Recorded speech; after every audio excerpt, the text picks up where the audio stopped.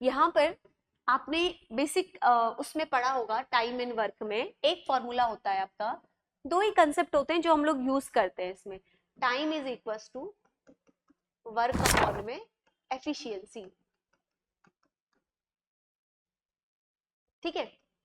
अब दूसरा फॉर्मूला क्या होता है, MDH, मसाले के कंसेप्ट से मैंने आपको बताया था, number of man, this is the number of man, number of day and hours की कितना टाइम उन्होंने लिया, बट इस क्वेश्चन में हमें इसकी रिक्वायरमेंट नहीं है, तो मैंने आपको समझाया था जितना इंफॉर्मेशन गिवन होगा उसी अकॉर्डिंग इस फॉर्मूले को यूज करेंगे। इट मीन्स कि we will use number of man and number of day. ठीक है, अब क्या कहा है देखो, a certain number of man can complete a piece of work in 6K, यानी कि कोई सर्टेन नंबर ऑफ मैन है, ये कितने दिन में कर रहे हैं 6K, ये हमारा क्या हो गया D1। आगे बोला है where K is the constant, K की जो वैल्यू है this is the constant value, by what percent should the number of man be increased, हमें कितने नंबर ऑफ मैन इंक्रीज करने हैं सो दैट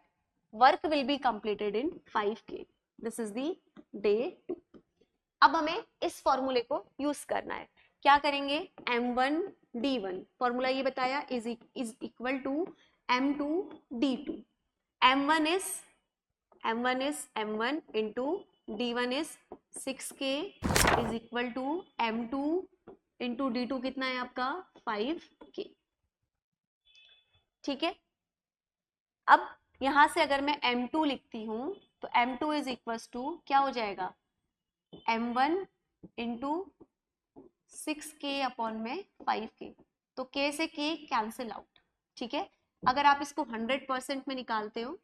हमेशा हमें आंसर किस में दिया है, परसेंटेज में दिया है, तो हमें देखना क्या है इस क्वेश्चन में, बेसिकली हमें देखना है कि कितना एक्स्ट्रा आ रहे हैं, 100 से कितने परसेंट हमारे एक्स्ट्रा है, जो हमारे एक्स्ट्रा होंगे वही हमें यहाँ पर नंबर ऑफ मैन जो है ज्यादा हमें रिक्वायर्ड है, हमें कितने number of percent of man को इंक्रीज करना है, तो 100 से जितने एक्स्ट्रा आएंगे उतने नंबर ऑफ पर्सन हमें रिक्वायर्ड होंगे इस काम को फिनिश करने के लिए। क्लियर, तो देखो सॉल्व करके 5 2 10, ये 20 हो जाएगा, तो M2 is equal to M1 into कितना हो जाएगा, ये दिस इज 120, तो 120 का मतलब क्या है, 100 से कितने परसेंट एक्स्ट्रा है, कितने परसेंट एक्स्ट्रा है, ये बेसिकली क्या है 120% ऑफ M1, तो 100 से कितने परसेंट एक्स्ट्रा है हमारे, एक्स्ट्रा अगर मैं देखती हूँ तो इट इज 20%, तो answer will be C, that is 20%।